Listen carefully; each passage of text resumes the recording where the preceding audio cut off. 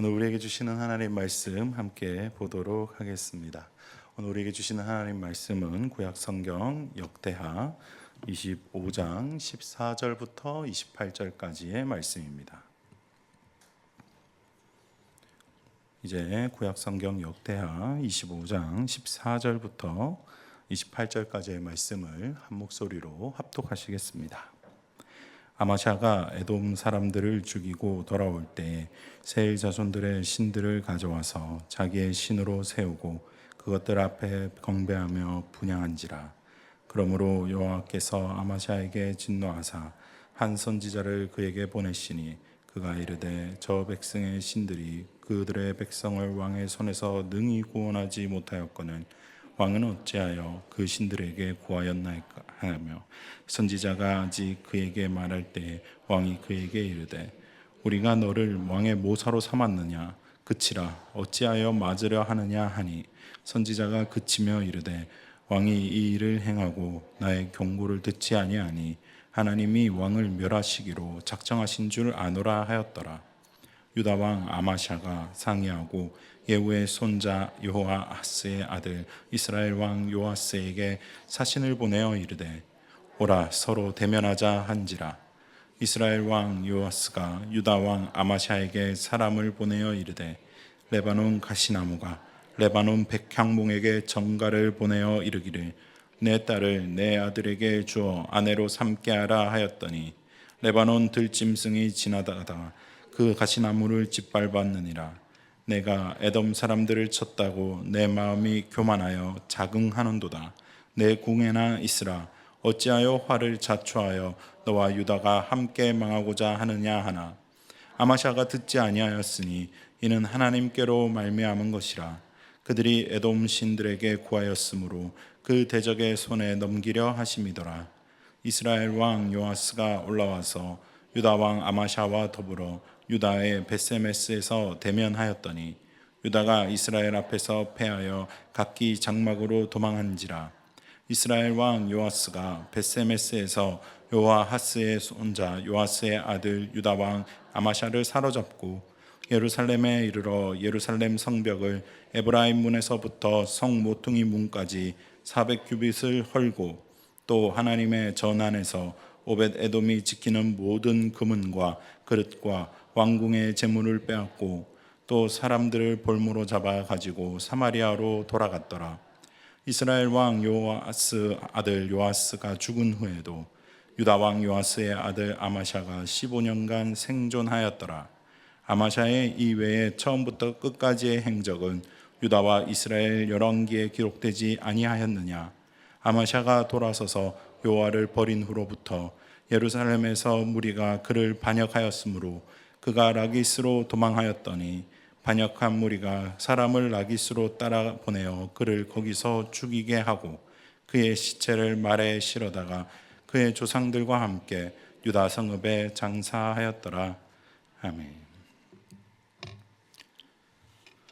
세상은 성공과 성취의 시대를 요구합니다. SNS나 인터넷은 전부 다 승전보로 가득하죠. 더 좋은 차, 더 좋은 집, 더 높은 자리, 더 많은 좋아요를 요구합니다.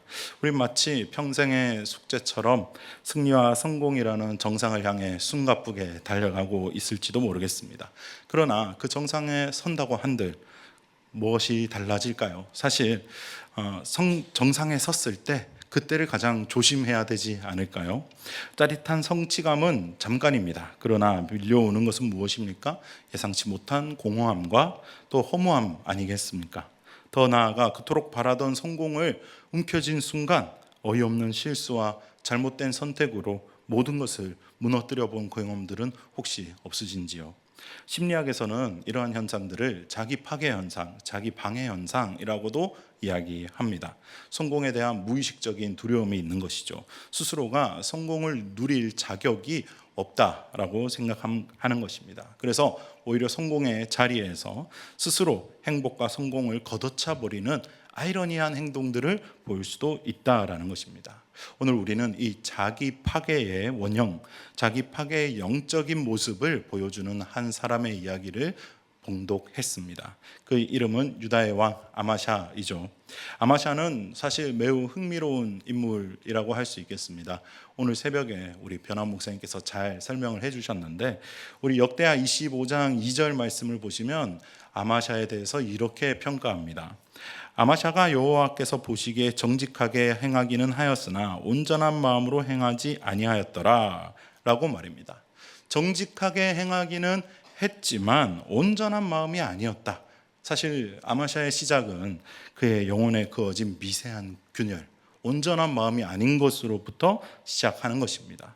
그의 아버지 요아스의 왕을 살해한 신하들을 처단하면서 정의를 바로 세우고 또 율법에 따라 연좌제를 폐지하는 신앙적인 모습을 보여주기도 했다라는 것이죠. 나아가 100달란트의 10만 명의 이스라엘 용병들을 돈으로 고용했지만 하나님의 사람의 말을 듣고 돈도 포기하고 용병도 포기하고 하나님의 말씀을 듣고 전쟁에 나가서 승리한 왕입니다.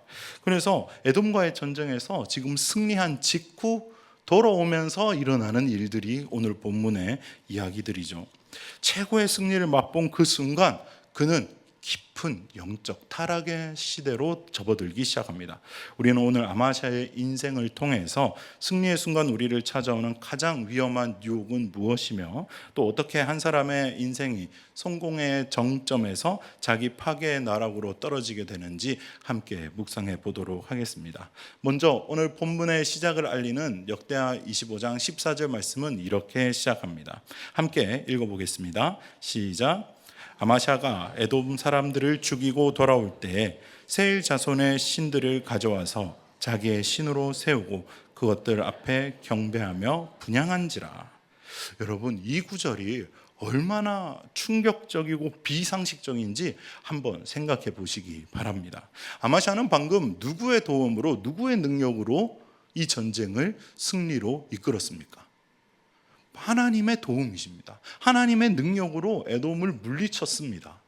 10만 명의 용병을 포기하고 또 달란트도 포기하고 돈도 포기하고 용병도 포기하고 하나님 말씀대로 나아가서 에돔을 물리치고 돌아오는 길에 해서는 안 되는 일을 한 거죠. 사실 하나님의 도우심으로 하나님의 능력으로 전쟁을 승리했다면 돌아와서 가장 먼저 해야 되는 것이 무엇이겠습니까?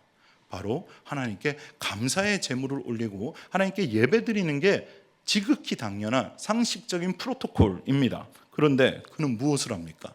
자신이 쳐부셨던 이방 나라, 패배한 민족이 섬기던 신의 형상을 가지고 옵니다. 그리고 자기의 승리를 증명하듯 그 무력하고 패배한 신들을 자기의 신으로 세우고 그 앞에 엎드리고 경배하면서 향을 피우기까지 합니다. 이것은 단순한 실수가 아닙니다. 하나님을 향한 정면 도전이며 은혜에 대한 배반인 것입니다. 왜 그랬을까요? 승리의 경험이 왜 그를 더 깊은 신앙의 지경으로 인도하지 않고 끔찍한 우상숭배의 결과를 맞이했을까요? 여기에 오늘 우리를 향한 첫 번째 영적 경고가 있습니다. 그는 하나님의 승리를 나의 소유로 소유하고 싶었습니다. 나의 업적으로 소유하고 싶었습니다. 하나님의 은혜는 사실 눈에 보이지 않습니다. 손에 잡히지도 않습니다. 하나님의 도우심으로 이겼다라는 것을 본인이 은연중에 알면서도 아니 사실은 내가 전략을 잘 짰어. 아니 사실은 내가 군대를 잘 훈련시켰어 라는 교만이 꿈틀거리는 것입니다. 세일 자손들의 신들은 눈에 보이는 형상이잖아요. 아마샤는 하나님의 도우심이라는 추상적인 도움보다는, 은혜보다는 자신의 승리를 기념할 만한 내가 잘했기 때문에 트로피처럼 그들의 신을 가져와서 분향한 것입니다. 그는 우상 숭배를 한 것이 아니라 사실은 승리를 통해 자기 자신을 우상 숭배한 것입니다. 이것이 바로 오늘날 우리가 빠지기 쉬운 우상 숭배입니다. 하나님이 주신 좋은 은혜로 좋은 삶을 살고 멋진 삶을 살고 높은 자리에 오를 수 있습니다. 하나님이 주신 능력으로 프로젝트를 성공시킬 수도 있고 좋은 집에 살 수도 있습니다. 하나님이 주신 건강으로 사업을 할 수도 있고 은혜로 하나님이 주신 은혜로 좋은 대학에 자녀가 입학할 수도 있습니다. 그런데 우리가 그 결과를 나의 능력으로, 나의 노력으로, 나의 업적으로 포장하는 순간 우리는 아마샤처럼 되고 마는 겁니다. 그 모든 트로피들을 진열하는 것이 우상 숭배다라는 것입니다. 감사는 희미해지고 교만은 선명해집니다. 하나님의 은혜가 머물렀던 자리에 나라는 우상, 그것이 들어서기가 얼마나 쉽습니까? 하나님의 은혜가 머물렀던 자리에 내가 들어서는 순간을 바울은 로마서에서 이렇게 경고했습니다.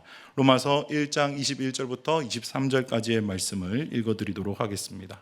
하나님을 알되 하나님을 영화롭게도 아니하며 감사하지도 아니하고 오히려 그 생각이 허망하여지며 미련한 마음이 어두워졌나니 스스로 지혜 있다 하나 어리석게 되어 썩어지지 아니하는 하나님의 영광을 썩어질 사람과 새와 짐승과 기어다니는 동물 모양의 우상으로 바꾸었느니라 라고 말입니다.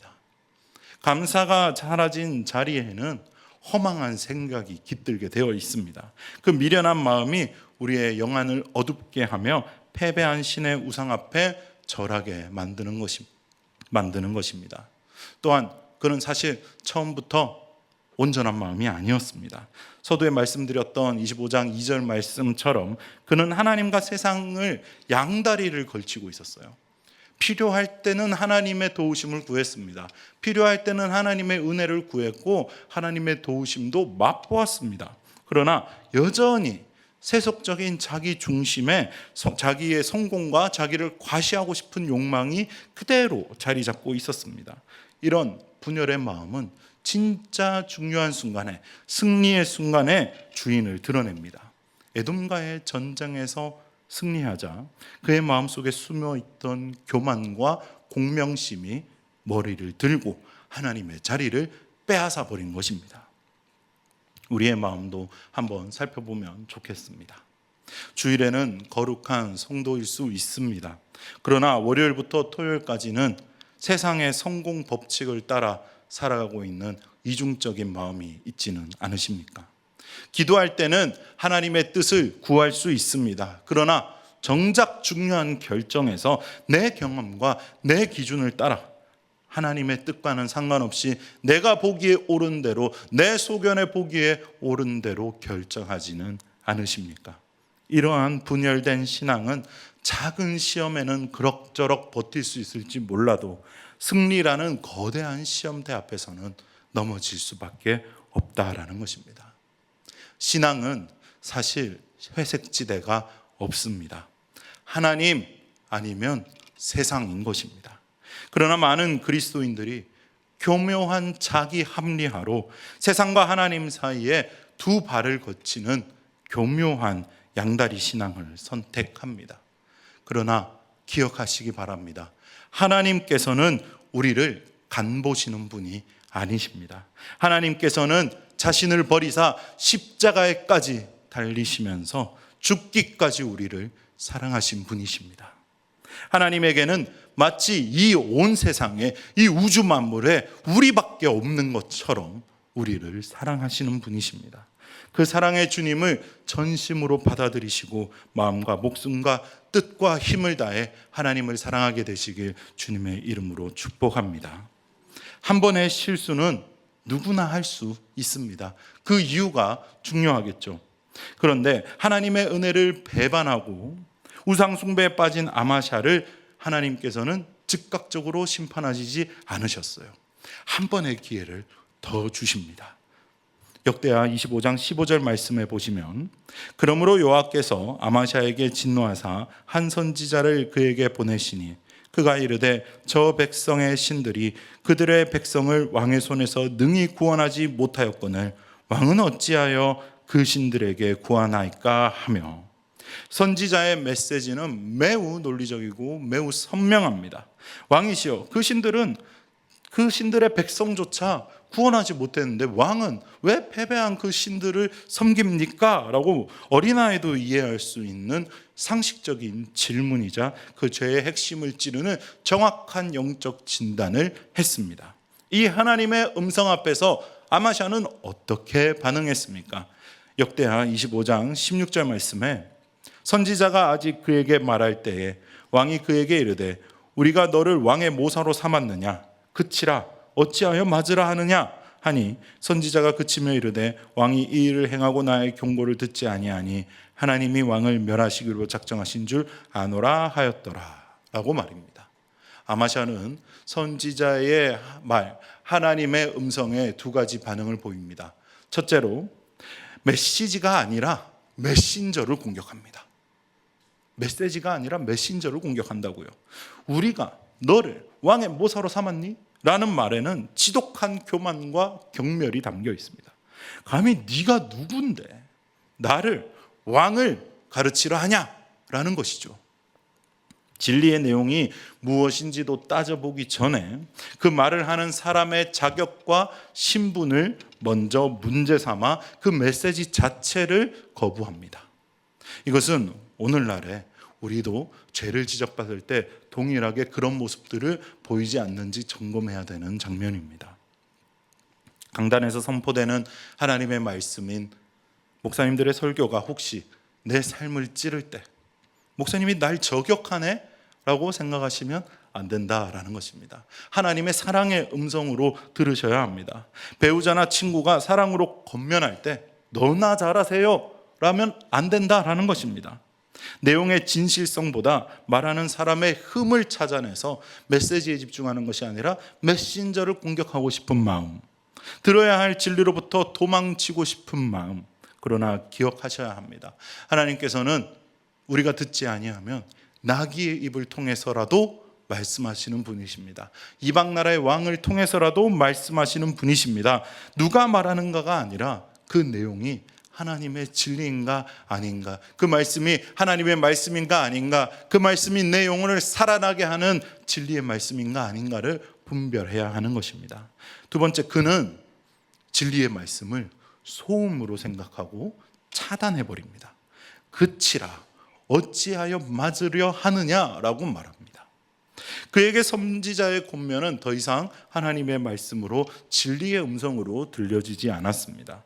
자신의 성공에 도취된 기분을 망치는 그저 불쾌한 소리에 그쳤습니다. 그래서 그는 그치라 라고 말하며 더 나아가서 맞고 싶냐라고 협박까지 합니다. 자신의 귀에 거슬리는 진리의 소리를 폭력으로 멈추려고 한 것입니다. 그런데 생각해 보십시오. 그 말을 전달한 메신저는 단순히 선지자가 아니죠. 그 말을 한 사람의 위해를 봐야 되는 것입니다. 하나님이 말하라고 하신 건데 하나님을 향해서 그만해라, 닥쳐라 라고 말하는 것과 동일한 범죄를 지금 저지르고 있는 것입니다. 우리는 어떻습니까? 우리도 그치라 라는 버튼이 있진 않으신지요? 성경을 읽다가 내 죄를 지적하는 문구가 나오면, 그 구절이 나오면 슬쩍 페이지를 넘겨버리진 않으시는지요? 삶의 문제를 다루는 설교가 시작되면 귀를 닫고 듣지 않으시지는 않으시는지요? 쓴소리를 하는 사람을 향해 관계를 끊어버리거나 SNS에서 언팔해버리지는 않으시는지요? 우리는 듣고 싶은 말만 골라 듣고 불편한 진리는 차단해버리는 데 익숙한 시대를 살고 있습니다. 그러나 영적인 귀를 닫는 순간 우리는 하나님의 경고를 놓치게 되는 것입니다. 선지자는 아마샤의 거절 앞에서 발길을 돌리며 마지막 말을 남깁니다. 왕의 말을 듣지 않고 나의 경고를 무시하니까 하나님이 왕을 멸하시기로 작정한 줄 내가 안다 라고 말한 것입니다. 이것은 단순한 저주가 아닙니다. 영적인 인과 법칙에 따른 선언인 것이죠. 하나님의 경고를 무시하는 것 자체가 이미 멸망의 길로 들어선 증거다라는 것입니다. 잠언 12장 15절 말씀과 히브리서 3장 13절 말씀은 이렇게 말씀하십니다. 미련한 자는 자기 행위를 바른 줄로 여기나 지혜로운 자는 권고를 듣느니라. 오직 오늘이라 일컫는 동안에 매일 피차 권멸하며 너희 중에 누구든지 죄의 유혹으로 완고하게 되지 않도록 하라. 사랑하는 성도 여러분, 여러분의 삶에는 매일 하나님, 여러분의 영혼을 위해 기꺼이 하나님의 음성을 전달해 주시는 선지자가 있으십니까? 그 진리의 음성을 생명의 경고로 듣고 계십니까? 아니면 불쾌한 소음으로 치부해 버리십니까? 스스로의 힘으로 세운 성공의 성이 높을수록 그 안에 들어오는 진리의 목소리는 점점 작아지게 마련인 것입니다. 교만의 성벽을 허물고 겸손히 하나님 앞으로 나아갈 때 하나님께서는 생명의 말씀과 사랑의 언어들로 우리의 영혼을 다시 회복시켜 주실 것입니다. 은혜를 배반하고 진리를 거절한 아마샤의 행적은 이제 교만의 폭주로 치닫습니다. 걷잡을 수 없는 현실의 파멸로 이어지는 것이죠.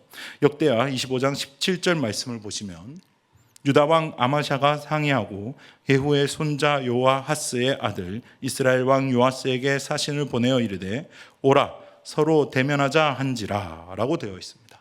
여기서 왜 갑자기 아마샤는 북이스라엘 왕을 만나자라고 했을까요?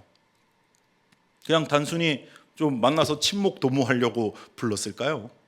아니죠. 여기서 만나자, 대면하자라고 하는 말은 소위 말해서 맞짱을 뜨자라는 뜻입니다. 전쟁을 하자라는 뜻이에요. 내가 에돔도 이겼는데 너희는 이제 내 바보야. 너희는 이제 죽었어 라고 선전포고하는 것입니다. 그런데 요아스는 이 말에 또 답신을 보내는데요. 25장 18절 말씀을 보시면 이스라엘 왕 요아스가 유다 왕 아마샤에게 사람을 보내어 이르되 레바논 가시나무가 레바논 백향목에게 전가를 보내어 이르기를 네 딸을 내 아들에게 주어 아내로 삼게 하라 하였더니 레바논 들짐승이 지나다가 그 가시나무를 짓밟았느니라 라고 응수합니다. 여기 이 비유는 너무나 좀 통렬하고 모욕적인 비유죠.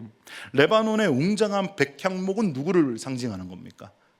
이스라엘 왕 요아스 자기 자신을 지칭하는 말입니다. 레바논의 백향목은 여러분께서 잘 아시다시피 그 나라의 특산품이고 굉장히 높은 상급의 나무로 여겨졌죠. 굉장히 귀한 가치의 나무라고 여겨졌습니다. 그런데 가시나무는 누구를 가리키는 것입니까?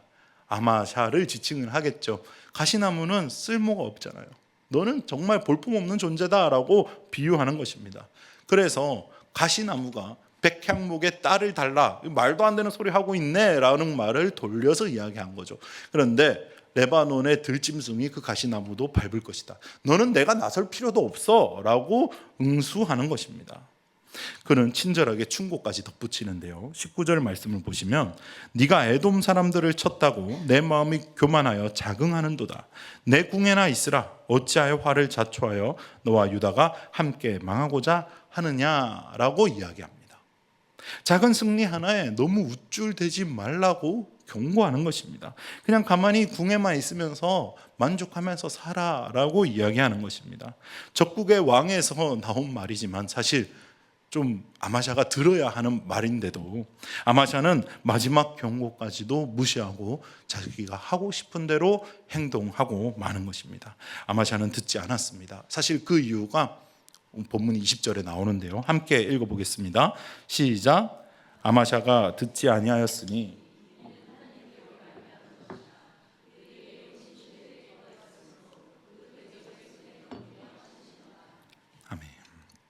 이 구절은 사실 매우 중요하고도 무서운 말씀 아닐까요? 아마샤가 고집을 부린 것이 사실은 누구로부터 말미암았다고 성경은 이야기하십니까?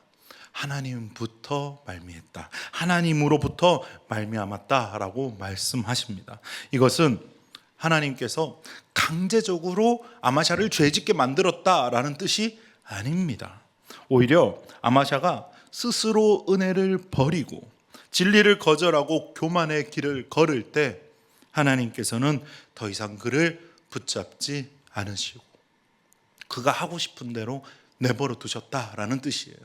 이것이 바로 유기의 심판입니다. 로마서 1장에 계속 반복되는 대로 하나님께서 그들을 내버려 두사라고 하는 말과 동일한 것이에요. 하나님께서 우리의 고집과 교만을 꺾기 위해서 개입하시다가 우리가 끝까지 돌이키지 아니하면 마지막에는 우리의 자유의지를 존중하셔서 우리가 그토록 가고 싶어하는 멸망의 길로 가도록 허락하실 수도 있다라는 것입니다. 더 이상 경고도 징계도 없는 상태, 이것이 가장 무서운 심판인 것입니다. 그 결과는 어떻게 되었습니까? 여러분들께서 잘 아시다시피 유다의 처참한 패배로 끝나고 말았습니다. 아마샤는 생포되는 굴욕을 겪었습니다. 예루살렘 성벽은 400규빗이나 허물어졌습니다. 성전과 왕궁의 모든 보물들이 약탈당했습니다. 수많은 백성이 인질로 잡혀갔습니다. 한 나라의 한 왕이, 한 사람이 교만하여지자 그 나라가 망해버리는 것입니다. 그의 비참한 최후는 여기서 그치지 않죠.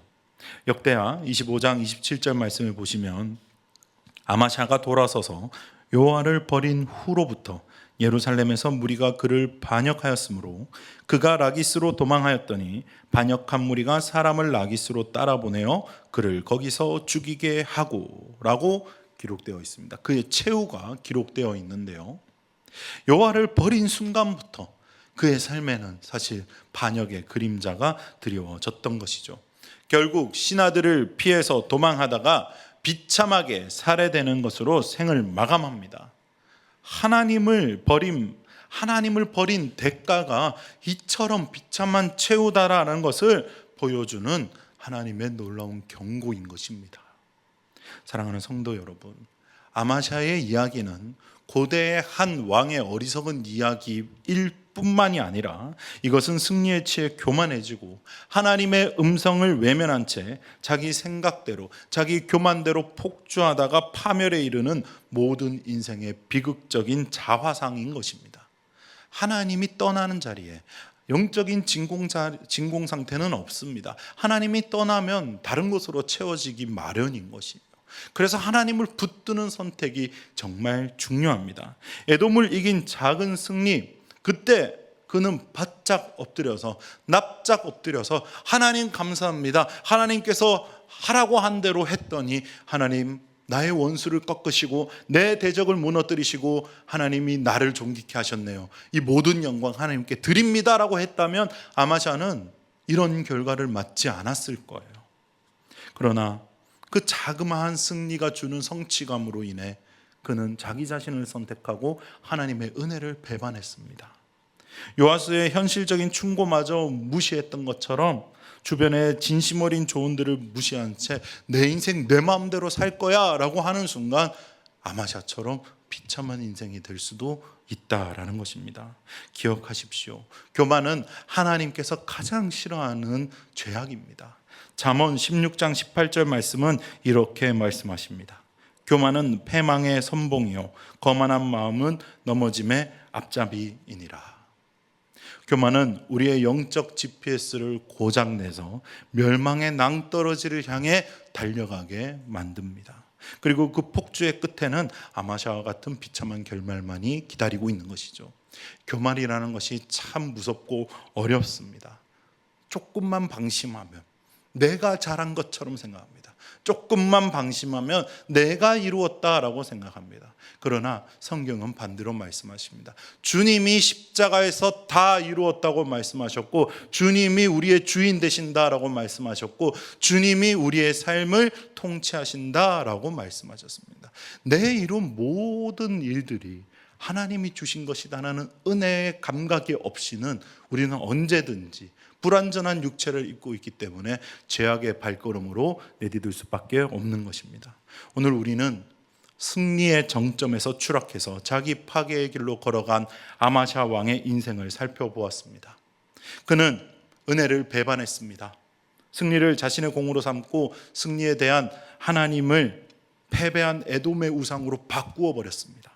뿐만 아닙니다. 그는 진리도 거절했습니다. 선지자의 음성도 그만해라, 그만 말해라, 너는 왕의 모사가 아니다 라고 무시해버렸습니다. 멸망도 자초했습니다. 교만에 빠져서 북이스라엘에게 전쟁을 걸었다가 패배하고 생포당하는 굴욕을 맛봅니다.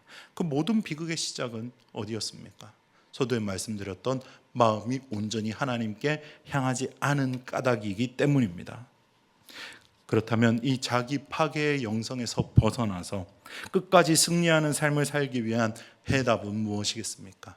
오직 예수 그리스도를 붙잡는 것입니다. 우리의 힘으로는, 우리의 능력으로는 그 온전한 마음을 유지할 수가 없습니다. 그래서 우리는 늘 복음을 묵상해야 합니다. 에스겔 36장 26절 말씀은 이렇게 말씀하십니다. 또 새 영을 너희 속에 두고 새 마음을 너희에게 주되 너희 육신에서 굳은 마음을 제거하고 부드러운 마음을 줄 것이며. 우리의 힘으로는 불가능하지만 성령 하나님께서 임하시고 우리 안에 임재하신다면 우리의 굳은 심지, 우리의 굳은 마음마저도 예수님께서 새롭게 변화시켜 주시고 하나님의 사람으로 바꾸어 가신다라는 것입니다. 이 은혜가, 이 놀라운 능력이 오늘 예배드리시는 우리 모두에게 임하시길 간절히 원합니다. 우리가 하나님을 붙잡을 때, 하나님만이 우리의 주인이 되실 때 우리는 성공의 길에서 더 이상 넘어지지 아니하고 끝까지, 마지막까지 승리의 길을 주님과 함께 걸으며 예수님과 동행하는 삶이 되시길 간절히 기원합니다. 오늘 우리 말씀을 생각하시면서 찬양하며 함께 기도하면 좋겠습니다. 우리 마음이 상한 자를 그리고 온 마음 다해 하나님 앞에 찬양 올려드리시겠습니다.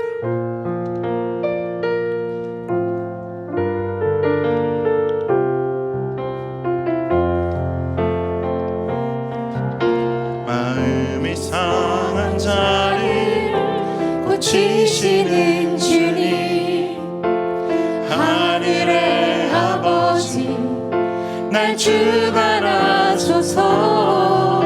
주의 길로 인도하사 자유케 하소서. 새 일을 행하사 부르게 하소서.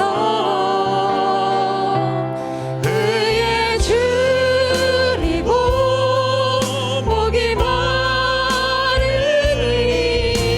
성령의 기름 부으소서.